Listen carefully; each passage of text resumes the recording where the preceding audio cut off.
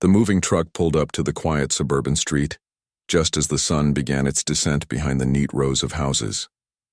Sarah Mitchell stepped out of her car, taking a deep breath as she looked at her new home. The small two-story house with its white fence and blue shutters represented everything she had worked for over the past 10 years. After countless overtime shifts as a nurse at County General Hospital, and saving every penny she could, this moment felt surreal. Her younger brother Marcus jumped out of the passenger side, already pulling boxes from the back of the truck. "Come on, sis. Let's get this done before it gets dark," he called out with his usual energy. Sarah smiled, grateful for his help. Moving alone would have been impossible with all her furniture and belongings. As they began carrying boxes up the walkway, Sarah noticed a police car driving slowly down the street. The vehicle slowed even more as it approached her house. She thought nothing of it at first. Police patrols were common in neighborhoods, and she actually found it reassuring. Safety was one of the reasons she had chosen this particular area. The patrol car stopped directly in front of her house. A tall officer with graying hair at his temples stepped out. His name tag read Officer Patterson. He stood by his car for a moment, arms crossed, watching them carry boxes. Sarah gave him a polite smile and a small wave, assuming he was just being observant as part of his job. Marcus noticed too, but kept working, hauling a heavy box of books toward the front door. Officer Patterson walked across the street toward them. His expression was stern, his jaw set in a hard line. "Excuse me," he called out in a voice that carried authority and something else Sarah couldn't quite place. "What are you folks doing here?" Sarah set down the box she was carrying and walked toward him, wiping sweat from her forehead. "Hello, officer. We're just moving in. I just bought this house last week." She spoke cheerfully, proud to share her accomplishment. The officer's eyes narrowed. He looked from Sarah to Marcus and back again. "This is 445 Maple Street, right? You sure you have the right address?" His tone suggested he didn't believe her. Sarah felt the first flutter of unease in her stomach. "Yes, sir. This is my house. I have all the paperwork inside if you'd like to see it." She kept her voice steady and polite, though confusion was beginning to mix with her earlier excitement. "Paperwork can be faked," Officer Patterson said flatly. He pulled out his radio. "Let me just verify this with the real estate office. There's been a lot of theft in this area lately, people posing as movers to rob houses." Marcus walked over, sensing the tension. "Officer, my sister bought this house fair and square. We're not thieves. We're just trying to move her stuff in before it gets dark." "I didn't ask you, son," Patterson replied, his voice harder now. "I'm doing my job. There have been several break-ins on this street in the past month. I need to make sure everything is legitimate." Sarah's heart sank. She understood what was happening now, though she didn't want to believe it. This wasn't about verification or safety. The way Officer Patterson looked at them, the suspicion in his eyes, the assumption that they didn't belong in this neighborhood, it all became painfully clear. She had dealt with prejudice before in subtle ways, but this was blatant and happening on what should have been one of the happiest days of her life. "Officer, I can show you my driver's license with this address. I can show you the deed to the house. I can even call my real estate agent right now," Sarah offered, keeping her composure despite the anger building inside her. Patterson waved his hand dismissively. "Just wait here. Don't move anything else until I verify this." He walked back to his patrol car and got on his radio, speaking in low tones that Sarah couldn't hear. Marcus looked at his sister, frustration evident on his face. "Sarah, this is ridiculous. We don't have to prove anything to him. This is your house." "I know," Sarah said quietly, "but let's just cooperate. I don't want any trouble." She thought about all the news stories she had seen, all the incidents that had escalated unnecessarily. Her mother's words echoed in her mind. Always be calm, always be respectful, even when they're wrong. Several neighbors had started to emerge from their houses, drawn by the commotion. An elderly woman in a floral dress stood on her porch watching with curiosity. A man walking his dog slowed his pace as he passed by, his eyes moving from the patrol car to Sarah and Marcus. Sarah felt exposed, embarrassed, and angry all at once. This should have been a private, joyful moment, but now it was turning into a public spectacle. Officer Patterson spent nearly 10 minutes on his radio and phone. Sarah and Marcus stood by the moving truck, waiting. The boxes they had already carried sat abandoned on the lawn. The sun continued to sink lower, and Sarah worried they wouldn't finish unloading before dark. Finally, Patterson walked back over. His expression hadn't softened. The real estate office is closed for the day. I couldn't verify anything. He paused, looking at the house and then back at them. But I'm still not convinced this is legitimate. Sarah's patience was wearing thin, but she maintained her calm demeanor. Officer Patterson, what exactly would convince you? I have my paperwork. I have identification. What more do you need? Instead of answering, Patterson walked to the back of the moving truck and started looking through the boxes. If this is really your stuff, you won't mind me checking, right? Making sure nothing here is stolen property. You need a warrant for that, Marcus interjected, his voice rising slightly. I have probable cause to investigate suspicious activity, Patterson shot back. He reached into one of the open boxes and pulled out a framed photograph of Sarah's parents. He barely glanced at it before setting it down roughly. Then he grabbed a sealed box and began to tear off the tape. Sarah's hands trembled at her sides. This was going too far. She pulled out her phone. Officer, if you continue to search my belongings without proper cause, I'm going to have to document this and contact your supervisor.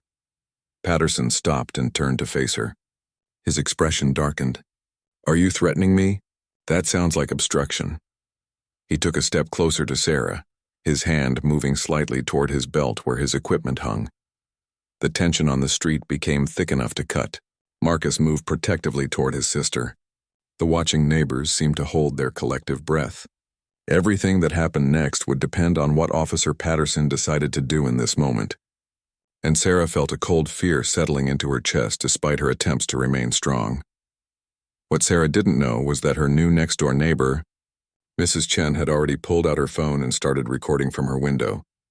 The elderly woman had lived on Maple Street for 30 years and had seen Officer Patterson make assumptions before. She knew exactly what was happening, and she wasn't going to let it continue without documentation. The truth of the situation was about to unfold in ways neither Sarah nor Officer Patterson could predict, and the consequences would change everything. Officer Patterson reached for the water bottle clipped to his belt. The afternoon had been hot and he took a long drink before his eyes settled back on Sarah. There was something in his expression that made her take a step backward. Years of reading people in the emergency room had taught her to recognize when a situation was about to escalate, and every instinct was now screaming at her to be careful. You know what I think? Patterson said, his voice dripping with condescension. I think you two need to cool down and reconsider this whole situation. Maybe you should come back tomorrow during business hours when I can properly verify your story. He unscrewed his water bottle again, but this time, instead of drinking from it, he suddenly threw the contents directly at Sarah. The cold water hit her face and chest, soaking through her shirt. She gasped, stumbling backward in shock. For a moment, time seemed to freeze. The water dripped from her hair and clothes as she stood there, unable to process what had just happened. Marcus lunged forward, but Sarah grabbed his arm. Don't, she said firmly, water still streaming down her face. She knew that any reaction from Marcus could be twisted into something dangerous. Her heart pounded in her chest, but her mind stayed clear. She pulled out her phone with shaking hands and started recording. Did you just assault me? Sarah asked, her voice steady despite her rage. Did you just throw water on me because I wouldn't leave my own property? Patterson smirked, clearly not concerned. You looked hot. I was helping you cool off. No assault here, just a gesture of kindness. His tone was mocking and he seemed pleased with himself. He glanced around at the watching neighbors, confident that his badge would protect him from any consequences. But he hadn't counted on several things. First, Mrs. Chen was still recording from her window, capturing everything. Second, the man with the dog had also pulled out his phone when he saw Patterson approach the moving truck. Third, and most importantly, the doorbell camera that the previous owner had left mounted on Sarah's new front door had been recording the entire encounter from the moment Patterson first approached. Sarah wiped the water from her face, her dignity intact despite the humiliation. You're going to regret this, Officer Patterson. I'm a law-abiding citizen, a nurse who saves lives every day, and I just bought this house with money I earned through hard work. You had no right to treat me this way. Patterson laughed, actually. Laughed at her. Good luck with that complaint. It's your word against mine, and I'm the one with the badge. He started walking back to his patrol car, satisfied that he had made his point about who belonged in this neighborhood and who didn't. As he reached for his car door, Mrs. Chen emerged from her house, The elderly Asian woman moved with surprising speed for someone in her 70s. "Officer Patterson," she called out sharply. "I recorded everything. Every single thing you did from the moment you got out of that car." Patterson froze. His smirk disappeared instantly. "Ma'am, you should stay out of police business." "This isn't police business," Mrs. Chen shot back. "This is harassment. I've lived here for 30 years and I've watched you patrol this street with your judgments and your assumptions. Today you crossed a line." She held up her phone. "It's all right here. Every word, every action." The man with the dog approached as well. "I got it too, officer. Clear as day. You throwing that water, everything you said. It's all recorded." He looked at Sarah with sympathy. "Ma'am, I'm Thomas Brennan. I live 3 houses down. I'm a lawyer, and if you need representation for what just happened, I'll help you pro bono." Sarah felt tears threatening to spill, but these were different from tears of humiliation. These were tears of relief and gratitude. She wasn't alone. Her neighbors, people she hadn't even met yet, were standing up for her. Patterson's face had gone pale. The confidence he had shown moments ago evaporated like morning mist. "Now wait a minute. Let's not blow this out of proportion. There's clearly been a misunderstanding here." "The only misunderstanding was yours," Mrs. Chen said firmly. "You assumed this young woman didn't belong here because of the color of her skin. You harassed her, you prevented her from moving into her own home, and then you assaulted her. There's no misunderstanding about any of that." More neighbors had gathered now. Some looked uncomfortable, not sure what to do or say. Others looked angry on Sarah's behalf. A younger woman with a toddler on her hip spoke up. "I'm Amanda Rodriguez from across the street. I saw what happened too. That was completely uncalled for, Officer Patterson." Patterson looked around at the growing crowd, realizing his position was becoming more precarious by the second. "Look, I was just doing my job. There have been break-ins in this area. I had to verify." "You didn't have to do anything except maybe welcome a new neighbor," Thomas Brennan interrupted. "Instead, you chose to harass, detain, and assault her. Those are crimes, officer, even when committed by police." Sarah found her voice again. "I want to file a formal complaint. I want to speak to your supervisor, and I want every person here who witnessed this to provide statements." She looked around at the neighbors who had come to her defense. "Thank you. Thank you all so much. I was afraid to move here, afraid I might not be accepted, but you've shown me that good people exist everywhere." Mrs. Chen walked over and gently touched Sarah's arm. "Come to my house, dear. Let's get you dried off and cleaned up. I have everything recorded and backed up to the cloud. Mr. Brennan is right. What happened here today is serious, and we'll make sure it doesn't get swept under the rug." Patterson made one last attempt to regain control of the situation. "This is all unnecessary. I'm sure we can handle this without making a big deal out of it. Miss, if I offended you, I apologize. Let's just forget this happened." "Absolutely not," Sarah said firmly. "You didn't just offend me, Officer Patterson. You violated my rights. You humiliated me on what should have been one of the best days of my life. And you did it because you made assumptions based on how I look. That's not something we forget. That's something we address head-on so it doesn't happen to the next person." As Sarah finished speaking, another patrol car pulled up. A different officer emerged, this one a woman with lieutenant bars on her uniform. She took one look at the scene, the soaked Sarah, the gathering of neighbors with phones out, and Patterson's guilty expression, and her face became serious. "What's going on here?" Lieutenant Morrison asked, her voice authoritative but measured. Mrs. Chen stepped forward. "Lieutenant, we have a situation that requires your immediate attention. Officer Patterson has just assaulted this young woman who was moving into her new home. Multiple witnesses recorded the incident, including his harassment leading up to the assault." Morrison looked at Patterson, and something unspoken passed between them. Perhaps it was recognition that this situation was exactly what their department had been trying to avoid in recent years. Perhaps it was disappointment in a fellow officer. Whatever it was, Patterson seemed to shrink under her gaze. "Officer Patterson, return to your vehicle and wait for me," Morrison ordered. She then turned to Sarah with an expression that mixed professionalism with genuine concern. "Ma'am, I'm Lieutenant Jennifer Morrison. I need to hear exactly what happened here, and I need to see any recordings or evidence these witnesses have gathered." Sarah nodded, still dripping wet but standing tall. Marcus stood beside her, his earlier anger now mixed with pride at how his sister was handling the situation. The neighbors formed a supportive cluster around them, ready to provide their statements and their recordings. What none of them knew yet was that this incident would become much bigger than a simple complaint against one officer. The recordings would go viral within 24 hours, sparking conversations about racial profiling, police accountability, and the courage it takes for communities to stand together against injustice. But that revelation was still hours away. For now, Sarah just wanted to dry off, document everything that had happened, and continue moving into her new home, the home she had every right to be in. Lieutenant Morrison spent the next hour taking statements from everyone present. She was thorough and professional, asking detailed questions and carefully reviewing each video recording. Sarah sat in Mrs. Chen's living room, wrapped in a borrowed sweater, watching through the window as the investigation unfolded on her front lawn. Mrs. Chen brought her hot tea and sat beside her on the floral couch. "I'm Lily Chen," she said with a warm smile. "I wish we were meeting under better circumstances, but I want you to know you have a friend next door. My husband David will be home from his doctor's appointment soon, and he'll want to meet you too." "Thank you," Sarah said, her voice thick with emotion. "I can't believe you did that, stood up for me like that. You don't even know me." "I know enough," Mrs. Chen replied firmly. "I know you bought that house honestly. I know you were excited to move in. And I know Officer Patterson had no right to treat you the way he did. I've seen him make assumptions about people in this neighborhood before, but today he went too far." She patted Sarah's hand. "Besides, my parents came to this country with nothing. They faced their own share of prejudice. I won't stand by and watch it happen to someone else when I have the power to help." Through the window, Sarah could see Lieutenant Morrison talking to Officer Patterson beside his patrol car.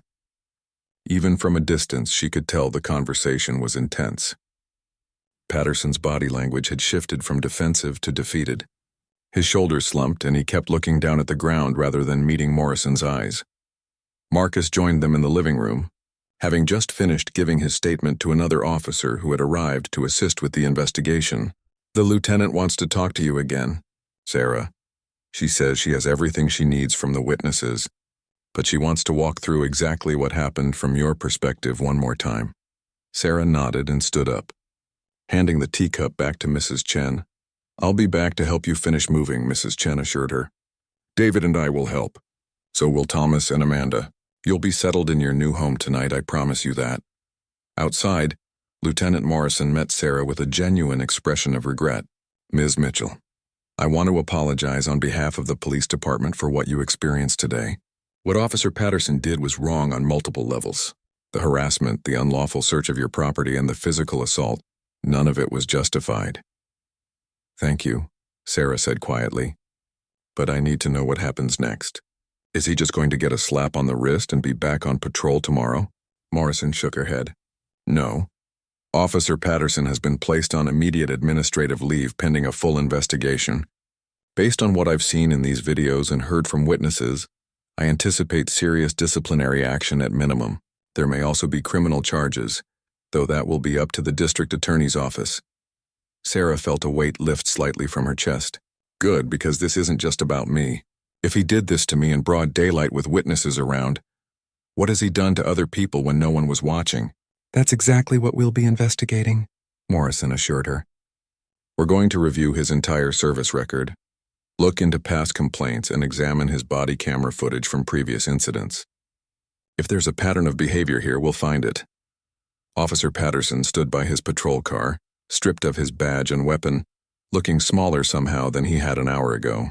He caught Sarah's eye briefly, and for a moment she thought she saw genuine remorse in his expression. But then he looked away quickly, getting into the passenger seat of another patrol car that would take him to the station. As the patrol cars drove away, the neighborhood began to return to a semblance of normalcy. But something had changed on Maple Street. The invisible walls of isolation that often exist in suburban neighborhoods had been broken down by this incident. Strangers had become allies. Neighbors who might have waved politely and kept to themselves had instead formed a united front against injustice. Thomas Brennan approached with several other neighbors in tow. "Sarah, we'd like to help you finish moving in. It's getting late, and you shouldn't have to deal with all this alone after what just happened." Within minutes, what had started as a day of harassment and humiliation transformed into something unexpected and beautiful. Neighbors Sarah had never met began carrying boxes into her house. Mrs. Chen organized everyone like a general commanding troops, directing where furniture should go and making sure nothing got damaged. Amanda Rodriguez's husband Miguel arrived with pizza for everyone. An older gentleman named Mr. Harrison from down the street showed up with his toolbox and started assembling Sarah's bed frame.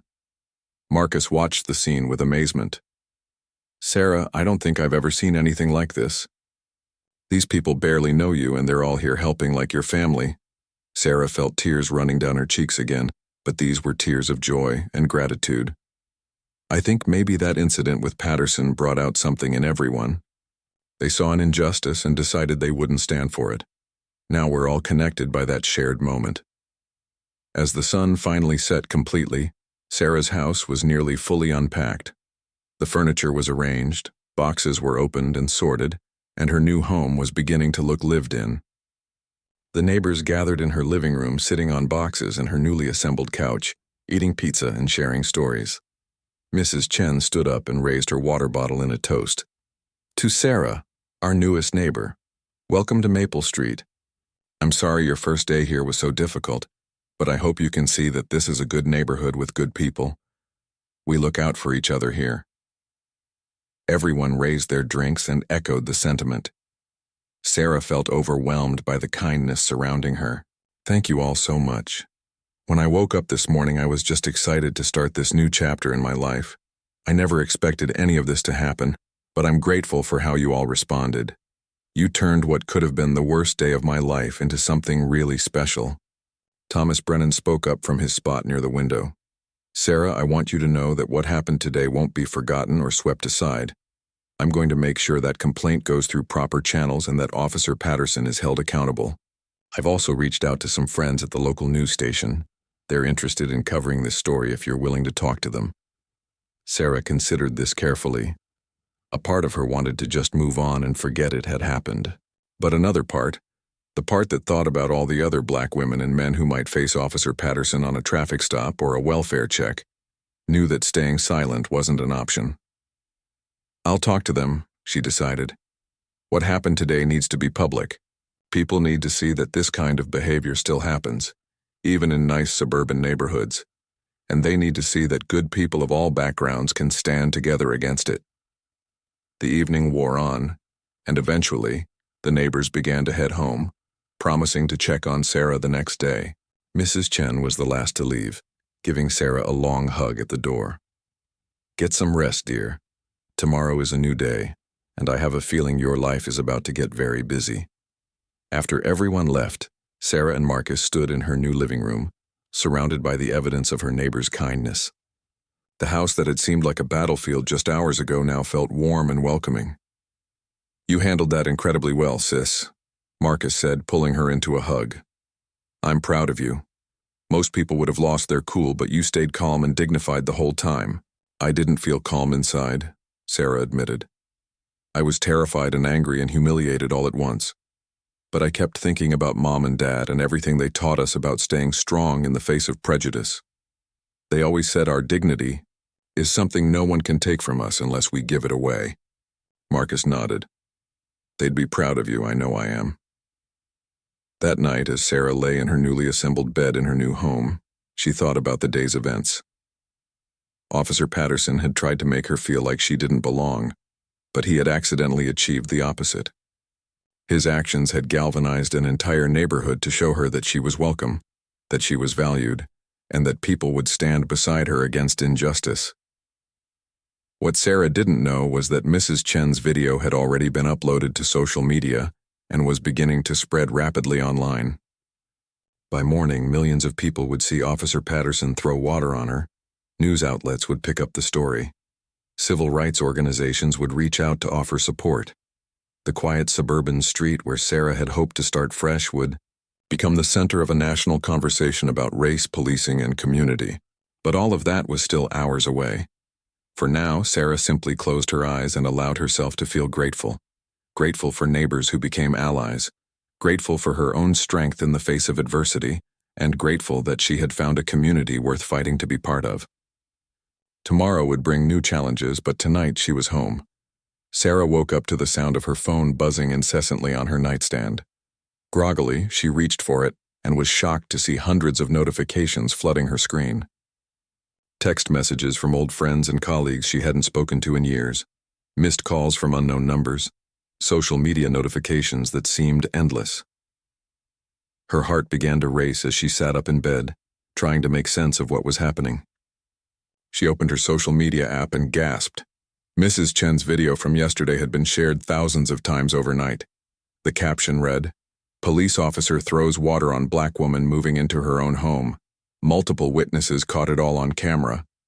The video had gone viral, with millions of views and thousands of comments from people expressing outrage at Officer Patterson's behavior and praising the neighbors who had stood up for Sarah. Before she could fully process this development, her doorbell rang. She threw on a robe and hurried downstairs where Marcus was already peering through the window. "Sarah, there are news vans outside. Like, 3 of them." She looked through the window and her jaw dropped. Sure enough, several news vans with satellite dishes were parked along Maple Street. Reporters with cameras and microphones stood on her lawn, apparently waiting for her to emerge. Mrs. Chen was already outside in her bathrobe, shooing them back from Sarah's property line like a protective mother hen. Sarah's phone rang again. This time it was Thomas Brennan. "Sarah, don't go outside yet," he said when she answered. "The news crew showed up about an hour ago. The video went viral overnight. Mrs. Chen called me, and I'm on my way over now to help you navigate this. Don't make any statements until we talk." 20 minutes later, Sarah's living room had become an impromptu war room. Thomas sat at her kitchen table with his laptop, reviewing the various news articles that had already been published about the incident. Mrs. Chen had brought over coffee and pastries. Marcus paced back and forth, reading comments on social media aloud. "People are calling for Patterson to be fired," Marcus said, scrolling through his phone. "There's already a petition with over 50,000 signatures. And get this, apparently he has a history. Some journalist dug up records showing he's had multiple complaints filed against him over the years, mostly from people of color." Thomas looked up from his laptop with a serious expression. "Sarah, you need to understand what's about to happen. This story has touched a nerve nationally.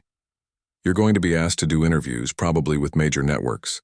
Civil rights organizations will want to meet with you. There might be protests, both supporting you and, unfortunately, some supporting Patterson. Your life is about to become very public, very quickly." Sarah sat down heavily on her couch, feeling overwhelmed. "I just wanted to move into my house. I didn't ask for any of this." "I know," Thomas said gently. "But sometimes these moments choose us rather than us choosing them. What happened to you isn't unique. It happens to people of color all the time, in big ways and small ways.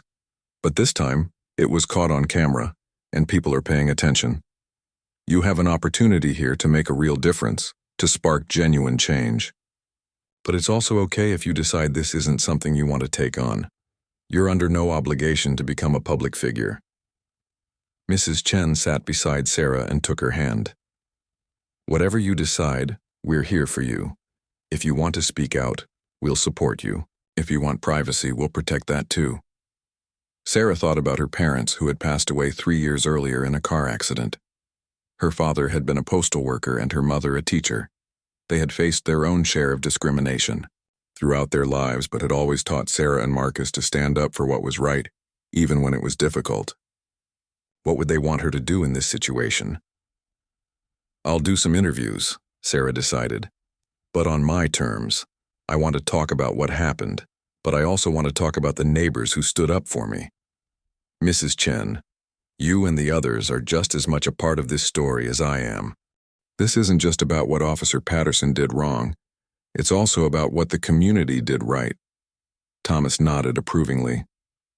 "That's a powerful angle. Let me reach out to some reputable journalists and set up interviews that will be fair and give you the space to tell your full story. In the meantime, should we address the reporters outside?" Sarah took a deep breath and nodded. "Let's do it."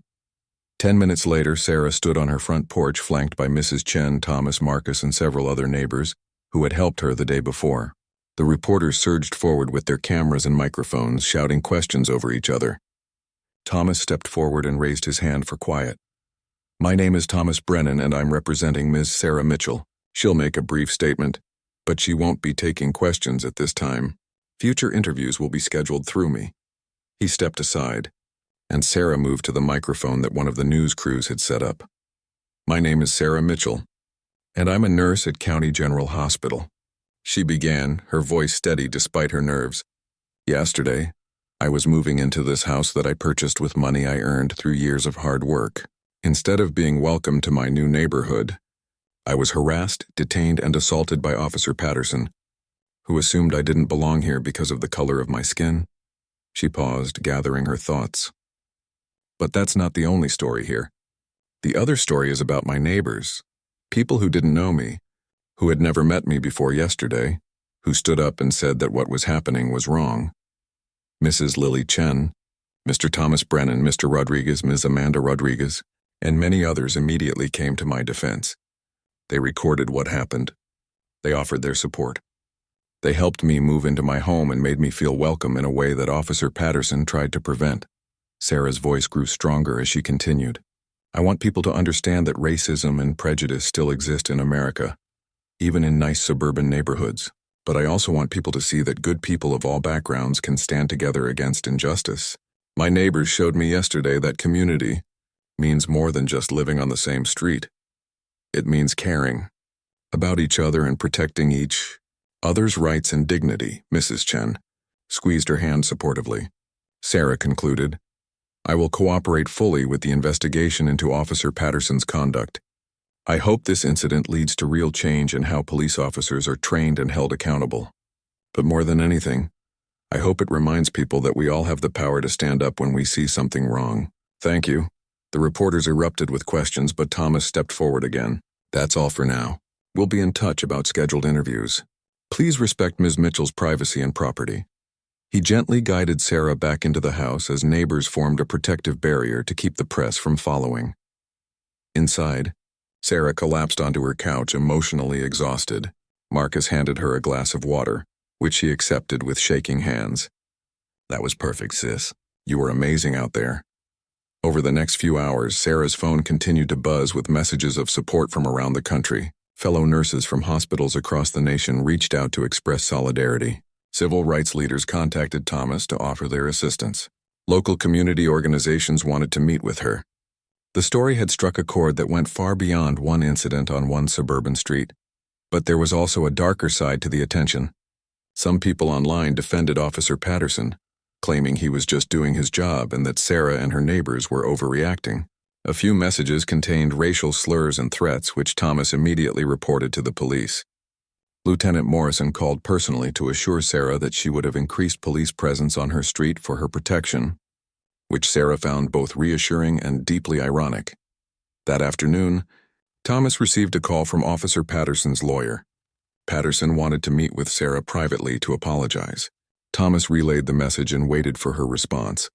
Sarah thought about it carefully. A part of her wanted nothing to do with the man who had humiliated her. But another part wondered if a genuine apology might help her find closure, and perhaps even lead to Patterson understanding the impact of his actions. I'll meet with him, Sarah decided. But only with you there, Thomas, and I want it recorded. If he's genuinely sorry, I'll hear him out, but I won't be manipulated or pressured into dropping the complaint. The meeting was arranged for the following day at Thomas's law office. As Sarah prepared for it, she reflected on how much her life had changed in just 48 hours. She had gone from being a private person excited about her new home to a public figure at the center of a national conversation about race and policing.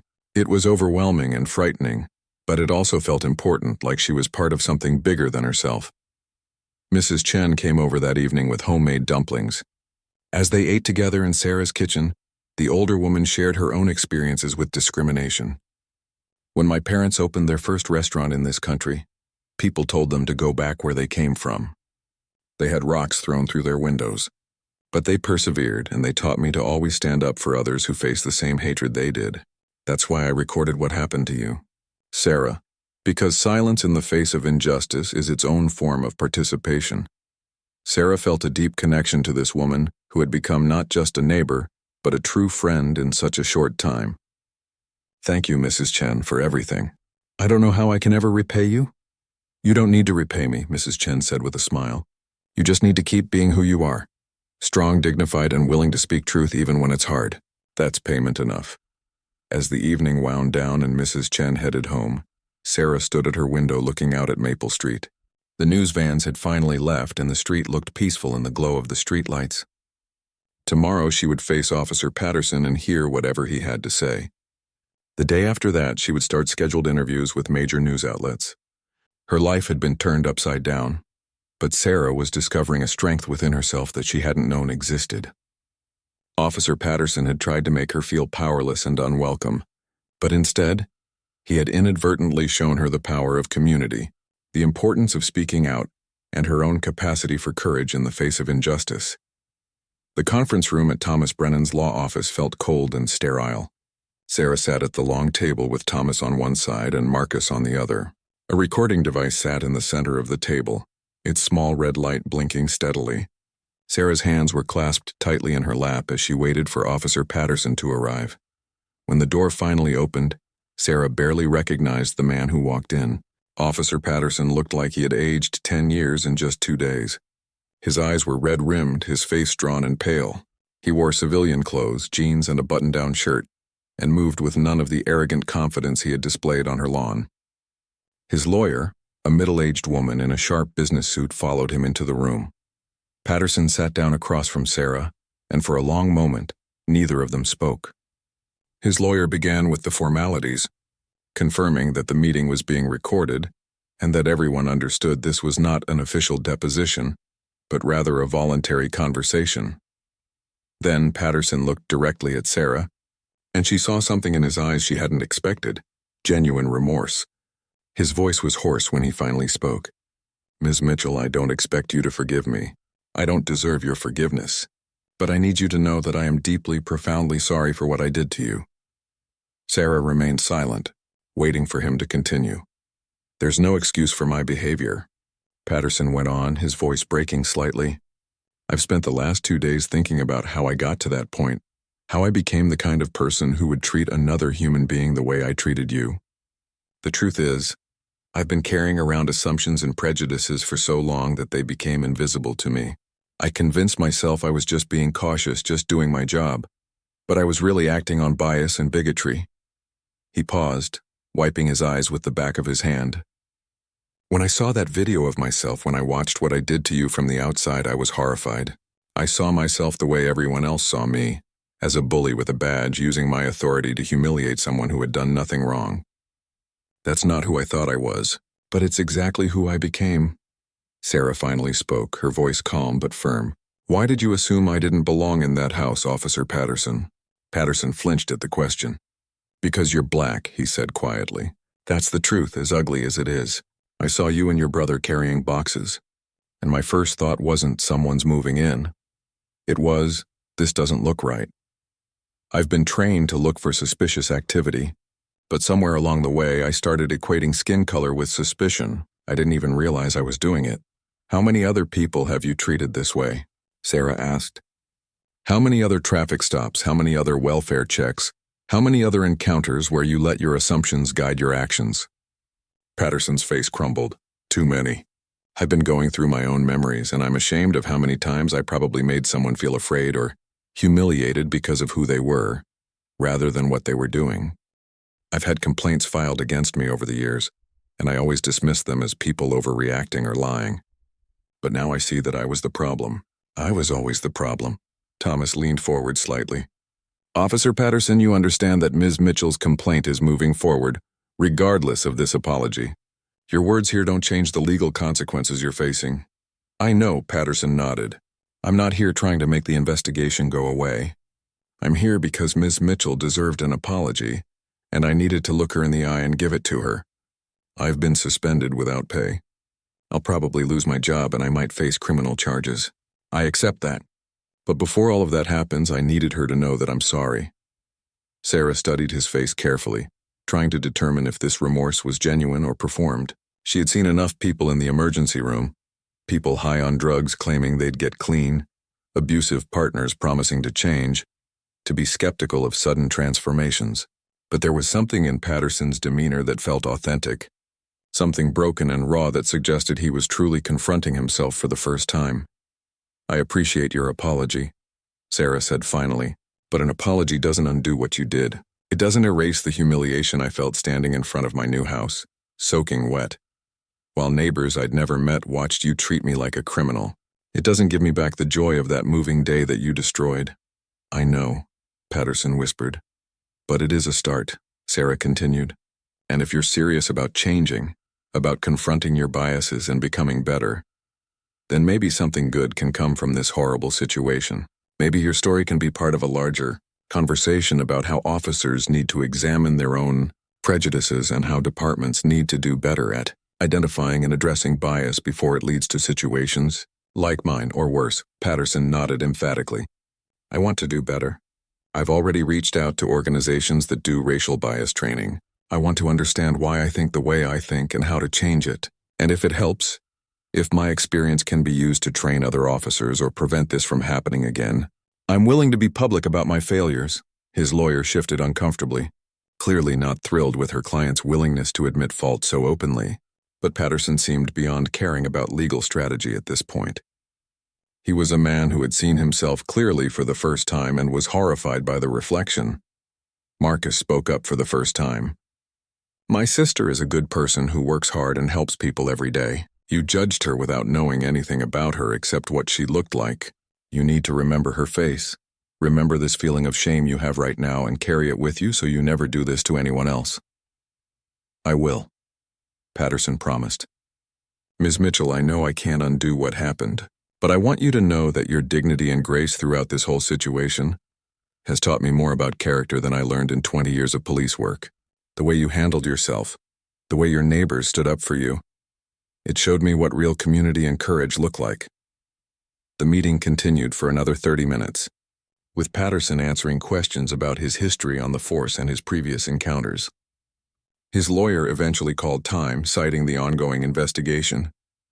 As they stood to leave, Patterson paused at the door. Ms. Mitchell, I hope that one day you can find some peace about what happened, and I hope that I can somehow use this terrible mistake to do something positive, to help other officers see what I couldn't see until it was too late. After Patterson and his lawyer left, Sarah sat quietly for a moment, processing everything. Marcus put his arm around her shoulders. What do you think, sis? Was he for real? I think he was, Sarah said slowly. I think he genuinely didn't see his own racism until it was put in front of his face on video. That's the scary part. People can carry these biases and prejudices around, letting them guide their actions without even being aware of it. Thomas nodded in agreement. That's why this case is so important. It's not just about punishing one officer. It's about shining a light on systemic problems and forcing people to confront uncomfortable truths about themselves and their institutions.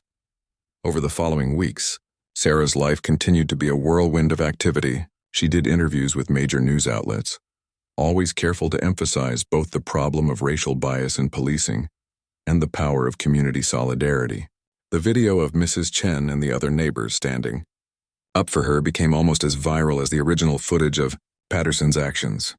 The police department launched a comprehensive review of Patterson's cases, finding several instances where his reports showed evidence of racial bias. 3 cases were reopened after it was discovered he had made questionable arrests. The department also implemented new mandatory bias training for all officers and created a civilian oversight board to review complaints more thoroughly. Patterson did lose his job, but rather than disappearing quietly, he made the unexpected choice to become an advocate for police reform. He began speaking at training seminars, sharing his story as a cautionary tale about how bias can corrupt good intentions. Some in law enforcement criticized him harshly for this, calling him a traitor to the badge. Others praised his courage in confronting his mistakes publicly. Sarah's neighborhood on Maple Street became something special in the months that followed. The incident that could have divided the community instead brought everyone closer together. Monthly block parties became the norm. Neighbors who had barely spoken before now looked out for each other. Mrs. Chen and Sarah became inseparable friends, with the older woman teaching Sarah to make traditional Chinese dumplings, and Sarah teaching Mrs. Chen to make her grandmother's famous sweet potato pie. 6 months after the incident, Sarah stood in her backyard during one of these block parties, watching children play and neighbors laugh together. Thomas walked up beside her with a plate of food. "How are you doing?" he asked. I mean really doing, not the answer you give reporters. Sarah thought about it carefully. Some days are harder than others. I still feel a flash of anxiety when I see police cars.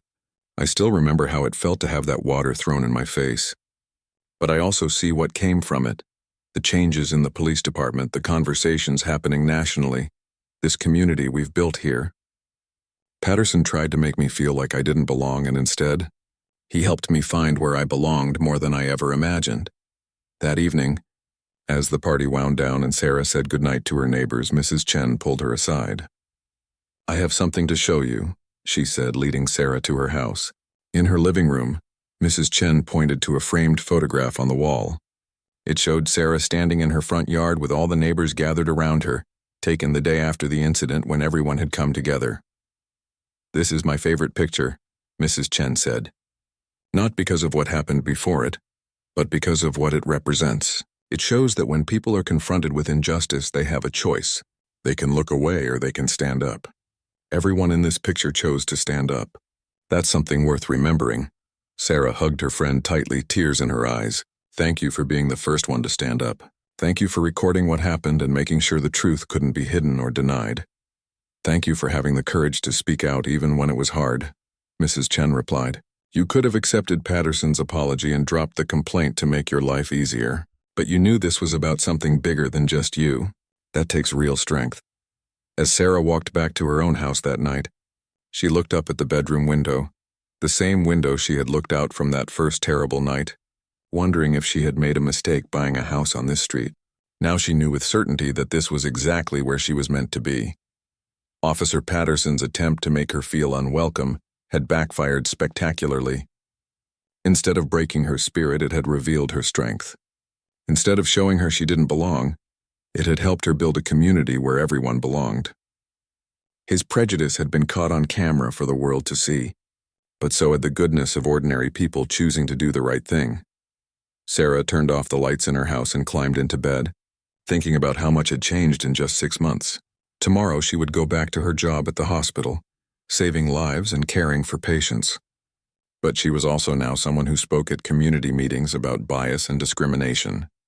She was someone young black women reached out to for advice and encouragement. She was someone who had turned a moment of humiliation into a catalyst for change. Officer Patterson had thrown water on her, trying to humiliate and intimidate her. But like water, Sarah had adapted, flowed around the obstacle, and ultimately carved out a path forward that was stronger and more meaningful than anything she could have imagined on that first day when she simply wanted to move into her new home. The incident would always be part of her story, but it didn't define her. What defined her was what she chose to do with it, how she spoke out, how she built community, how she turned pain into purpose. And as she drifted off to sleep in her home on Maple Street, surrounded by neighbors who had become family, Sarah Mitchell knew that she had found exactly where she belonged. Our age really looked like